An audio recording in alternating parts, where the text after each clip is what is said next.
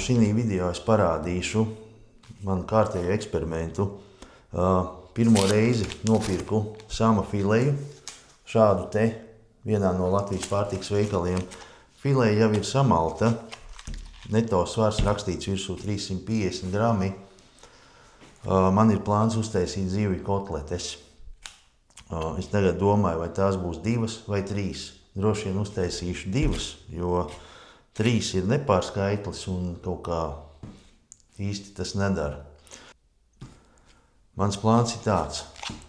Es to masu apstrādāšu ar garšvielām, visu tur iejaukšu, tad es uzformēšu kotletes, likšu uz paplātītes un saldētavā uz kaut kādām, stundām, 5-6, lai viņš tur vairāk vai mazāk apsalst jau.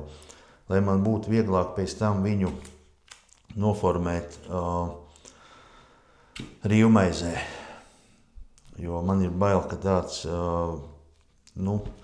varbūt būtu pagrūti dabūt tādu smuku foršu formu, jo es pamazām iešu uz to, ka es gribu sākt izmēģināt, saldēto ēdienu gatavošanu ilgākam laikam uz priekšu, tāpēc, ka laika nav tā, ka man ir baigi daudz brīvā laika.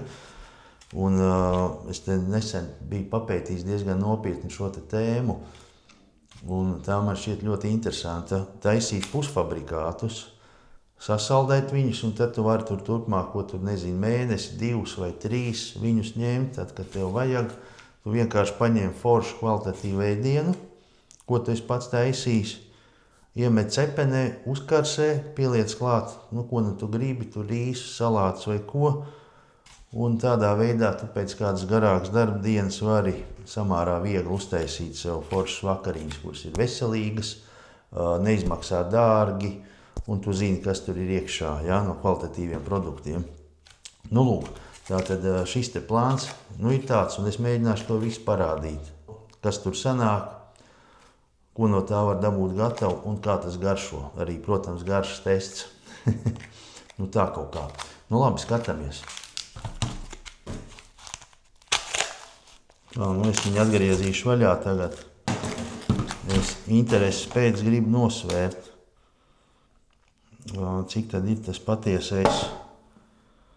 Tā, uzliksim pa nulēm. Tagad es gribu viņu nosvērt, cik tad viņi tur īstenībā svar. Tā. Rāda 342 grami. Rakstīts ir 350, bet labi, tas nekas. Sadalīsim tos 342 gramus pēc tam uz pusēm. Pa lielam sanāk 150, 170 grami, ja?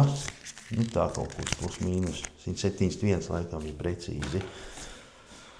Un, var sakot, nākamais solis ir tāds. Šito es izslēgšu tagad. Šeit man ir uztaisīts jau visas garšvielas nepieciešamās.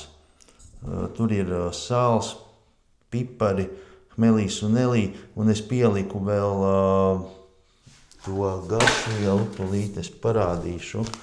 Es pieliku šādu garšvielu, ko Santa Marija, tas ir priekš burrito Tex-Mex garšviela. Tādu es vēl pieliku.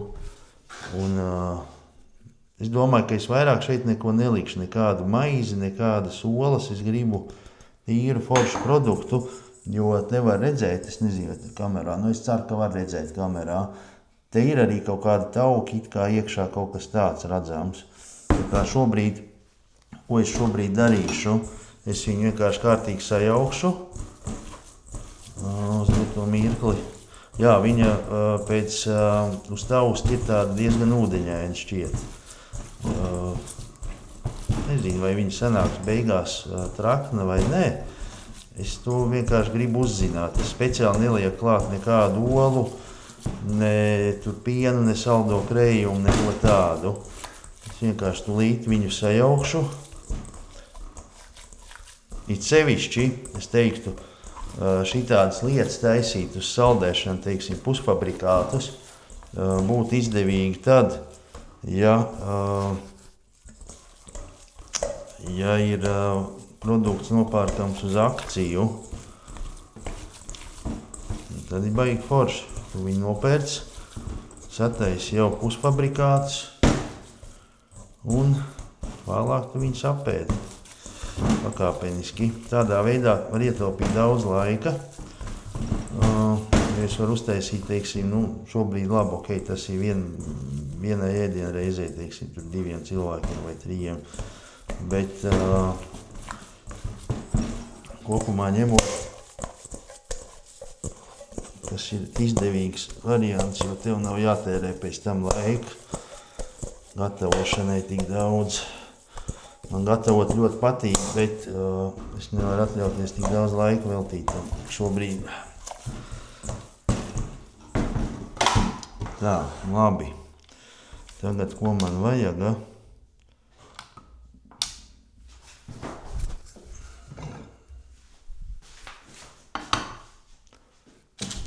Tā, tagad es esmu sajaucis to kotlešu masu ar visām garšvielām. Tagad es vēlreiz nosveru, tā 343 rāda, dalām tā, 300 būs 150 uz pusēm un 42, tur tā labi, 171 grams, tātad mums ir vajadzīgs. Tā, 144, kas būs te, 180, bišķi pa daudz. 172 rāda ļoti labi. Es ielikšu to otru daļu, ko tas rāda 172. Super, viņš ir tieši uz pusēm. Tā, labi. Tūlīt es nomainīšu te mazliet šo te visu novākšu nost, un tad es formēšu kotletes, un es to parādīšu. Tā, un tagad es gribu uzformēt kotletes, kuras es apsaldēšu, kā jau man bija plāns to darīt. Tātad man ir paplāte, ja es liktu vienkārši uz metālu, viņš piesals klāt un viss, un tad viss darbs ir vējā. Tāpēc jāizmanto vai sapam papīrs, vai plēve. No tās vismaz var dabūt nost to visu, tad, kad viņš ir sasalis. Bet man jau nav uzdevums viņu sasaldēt visu cauri. Es tikai gribu viņu sasaldēt tik daudz, lai es varētu pēc tam viņu tā forši ielikt miltos, bišķiņu olā, un tad panko rīvmaizē. Panko rīvmaize ir Japāņu rīvmaize, kur ir nedaudz savādāk nekā klasiskā, viņa ir rupjāka, tāda gaisīgāka. Es tūlīt parādīšu, kā viņa izskatās kamerā. Viņa izskatās šādi te, es viņu pats uztaisīju, nav baltmaizes. Kaut kādā brīdī es nofilmēšu kādā reizē, kā to dara. It sevišķi, ja jūs man uzrakstīsiet komentāros, ka jūs gribētu to redzēt, uzzināt. Tā, tagad es domāju, ka man viņas jādabūja bišķiņ plakanākas. Tā, kaut kā viņš te. Negribās vienkārši baigi daudz ūdeni izmantot. Viņš kaut kāds taisa man tādas bišķiņu. Tā, kā burgeru uztaisīt. Varbūt, jā, arī variants. Tā. Un pa lielām man ir tā forma, tur vēl būs otršķirīga. Un šīs būs tādas pamatīgas. Un tad, kad viņa apsals, viņa vairs nejūks ārā. Tā ideja, kāpēc es to vispār daru, tagad ir tāda, ka es viņus gribu apsaldēt tā, lai tā forma nejūk ārā. Tāpat laikā es esmu bišķiņu uz diētu šobrīd, un es negribu likt klāt tur nekādus maizes iekšā, tur, kas ir mērkšķāts pienā vai reizēm liek arī saldējā krējumā, tāpēc, ka tas tāds krēmīgāks, foršāks ir cevišķi ir liesa gaļa, piemēram, vistas krūtiņa, fileja. Tā. Es teiktu, ka kaut kāda tāda forma apmēram man varētu derēt. Lūk, šo te es likšu tagad saldētavā uz kaut kādām, es domāju, 4 stundām varbūt.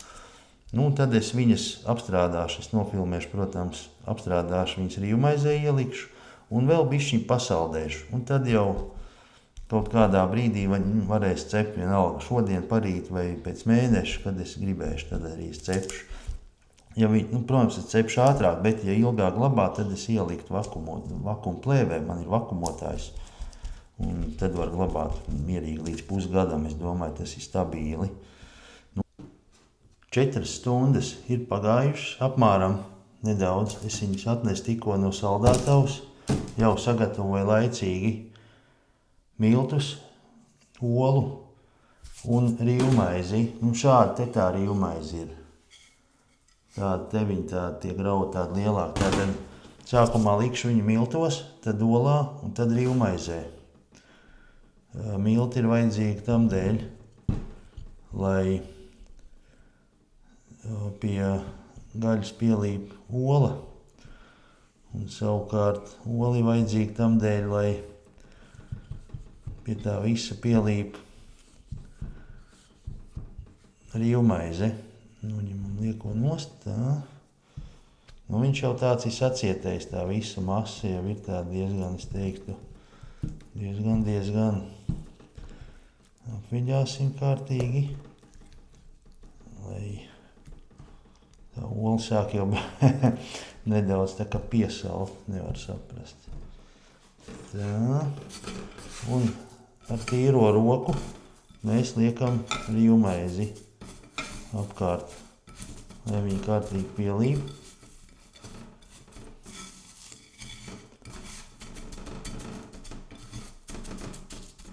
Būtībā šo te es tagad atkal nesīšu uz saldētavu, likšu saldētavā atkal, lai pastāv. Un pēc tam es viņu gatavošu, apraušu uz pannas un pēc tam cepeškrāsnī. Kaut kā tā, to es arī droši vien parādīšu. Ir pienācis laiks tās kotletes cept. Es viņus apraušu pa pannā, ielēju mazliet eļļu, lieku iekšā. Uzdevums ir šeit tikai viņas bišķi apraut nedaudz, tā kā man nav viņas nedz jāapcep, nekā citādi. Šis ir viens no tādiem pirmajiem, es jau biju taisījis, bet šis ir viens no pirmajiem tādiem eksperimentiem un mēģinājumiem pievērsties vairāk pusfabrikātu ražošanai mājās. Jo es tiešām ticu, ka tad es varu uztaisīt kaut ko kvalitatīvāku, garšīgāku un tā. Apgriezīšu otrādi. Višķiņ sāk pieraut, bet labi, tas nekas. Būtībā es būtu varējis viņas arī neapcept uz pannas, ja es būtu, pareizāk sakot, ja es nebūtu aizmirsis spreju. Eļļas spreju. Tas tāds baloniņš, ar ko tu var uzpūst olīveļļu. Tad vienkārši varētu likt uzreiz cepenē, bet es to aizmirsu, un tāpēc man ir jāmēģina eksperimentēt kaut kā. Bet smarža nāk jau forša. Tā, es slādzu ārā. Hop. Tā. Un šādi te. Es tad parādīšu droši vien, kā tas būs gatavs. Kad viņš būs gatavs, es pārgriezīšu, parādīšu, kā tas izskatās no iekšas. Tā zivs. Tā, ko? Kotlete ir gatava. 20 minūtes ir pagājušas cepeškrāsnī. Es viņu tagad pārkniepšu, apstīsimies, kā tas izskatās iekšā. Viņa ir super sulīga. Lūk. Pēc tam es provēšu. Varbūt maz gabalīgi paprovēšu tagad, kā tas ir.